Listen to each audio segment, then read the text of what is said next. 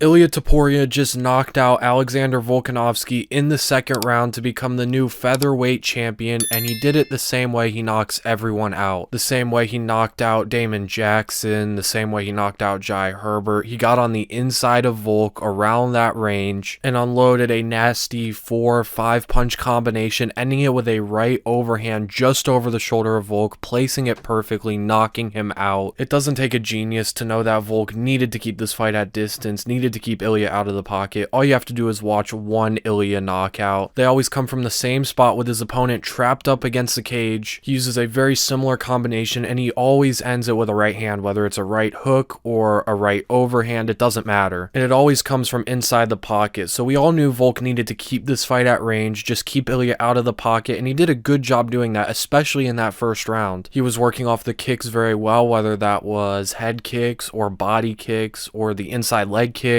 Volk was extremely active with that lead leg, and although we don't see him throw head kicks too much, he was throwing the head kicks a lot, which is something I said he should do in my prediction video, because Ilia does not have great head kicking defense, and we did see him almost get finished with a head kick before. I think it was against Jai Herbert. Volk was also using the leg kicks a lot because, as we've seen in his past fights, Ilia is very susceptible to the leg kicks because of the way he stands with so much weight on that lead leg, which makes it so hard to defend the leg kicks. But Volk was using the inside leg kick way more than the outside leg kick. I think he only threw one outside leg kick throughout the entire fight, which is a little weird because Ilia has shown to be way more susceptible to the outside leg kick than the inside leg kick, like in the Josh Emmett fight. However, I think the reason why Volk was using the inside leg kicks with that lead leg is because it's a much faster attack. There's less distance for it to cover, so it's harder for Ilia to see and defend, or see and try and catch it and take him down, even though Ilia doesn't really do that. It also helps Volk keep his range better. Volk was also working off his jab very well. He had the reach advantage over Ilia, and he was keeping Ilia on the end of his jab, using it out of both stances, giving Ilia different looks. The way Volk switches stances is so smooth, it's so seamless, it's very hard to notice, and he was using that jab so beautifully out of orthodox, out of southpaw, it didn't matter, and he just did a good job keeping Ilia out of the pocket. Ilia only got on the inside a few times in that first round, like towards the end of the first round, but Volk immediately clinched, landed some good knees, and was able to separate back to range. Volk is a master in the clinch, and he used the clinch to escape danger. He was also circling away from the fence. Ilia was doing a good job cutting off, but there were many times, especially in that first round, where Volk was able to escape back out to the center of the octagon. But then the second round came, and Volk almost switched his approach. He was less kick heavy this round. I think he only threw 1 or 2 kicks, whereas in the first round he was extremely kick heavy, and instead he decided to box with Topuria, which is exactly where Ilia wanted to be. And because Ilia was so much closer, he had a much easier time getting on the inside, and that's how he was able to finish Volk. Volk threw out his jab, Ilia was able to step on the inside, counter it, and just throw a barrage of punches, and he had Volk stuck up against the cage. Volk couldn't go anywhere. And one thing I love about Ilia is he mixes it up. He doesn't just headhunt. A lot of guys in his position, they have their opponent where they want him against the fence. They would just throw to the head, look for the big knockout. But what does Ilia do? He mixes it up. He uses the body shots so well. We saw him use it against Damon Jackson, where he dug in with a left hook to the body, got Damon Jackson to drop his hands, and then landed the right hand over the top. And what did he do here? He started his combination with a right hand straight to the body, and then went to the head, where he landed a left hook around the guard, sort of grazed with the right hand, and then as he has Volk stuck up against the cage, he lands the perfect right overhand, placing it perfectly over the shoulder, right on the chin of Volk, absolutely folding him. Overall, is a very good performance from Ilia, and the question coming out of this fight is obviously, did that Islam Makhachev knockout affect Volk? Did Volk come back too soon? And we'll never know. If I had to guess, I would say it did play a factor, but as so many people have pointed out, I don't think Volk could ever take that shot from Ilia. Ilia hit so hard. He's probably the second hardest hitting featherweight behind only Josh Emmett, and he placed that shot so perfectly. It's not all about how hard you hit, it's about where you hit your opponent, and he placed that shot perfectly right on the dot, and Volk didn't even see the punch coming. And Ilia followed up with that left hook. If that landed, good thing it didn't, but if that landed, that would have been bad. It really reminds me of when Francis knocked out Stipe and just missed on that right hook. But Ilia is so good. He's only like 27. He has another 8-9 years of fighting in him. He's probably not even in his prime yet. He is improving so fast. And all that talk before the fight, him posing with the belt, him calling himself 15-0 and the undisputed featherweight champion before it even happened. He said he was going to knock out Alexander Volkanovski, and he did. He has the ability to become the next super superstar. But what's next for both guys? Volkanovski definitely deserves the immediate rematch. He was the most dominant champion. He was a champ for over 4 years. He had, I think, 5 title defenses, so he's definitely deserving of the immediate rematch. However, he needs to take some time off. 2 knockout losses back to back. Brutal knockout losses as well within only a 4-month span. He definitely needs some time off. I don't think he should return till November, December at the very earliest. He should at least take 9 months off. And if he says he wants to come back as soon as possible like he did after the Islam knockout, someone on his team needs to tell him, hey, we need to take a break. Let your body rest. And it seems like Ilia wants to defend his belt in Spain, which will probably happen sometime in the summer, maybe early in the fall, which in my opinion is way too soon for Volk. So the guy he should fight should be Max Holloway. He's the most deserving of a title shot, and it's a very interesting fight. Max could present a lot of challenges for Ilia, especially on the feet. Max has an amazing chin, one of the only guys who might be able to take a clean punch from Ilia. He's a very good boxer. He's tall, he's long, but could Ilia take him down? Max has decent takedown defense, but if Ilia could get this fight to the ground, he's going to have a massive advantage there. He's going to be able to control Max, look for different submissions, look for good ground and pound shots. But if Max takes a lot of damage against Justin Gaethje and isn't ready in time, or he just decides, hey, I want to stay at lightweight, then I guess Movsar Evloev is the most deserving out of everyone, and that could be an interesting fight. Movsar does some things that could give Ilia some issues, but Ilia could also just run right through Movsar, defend the takedowns, and outstrike him. But anyways, that's the end of the video. If you guys are new here and you did enjoy, please be sure to subscribe. We're trying to hit 1,000 subscribers by April, so if you want to, it would be greatly appreciated if you did subscribe. Turn on post notifications so you never miss an upload. Like the video if you did enjoy. Leave your opinions on this fight in the comments down below, and I'll see you guys in the next one.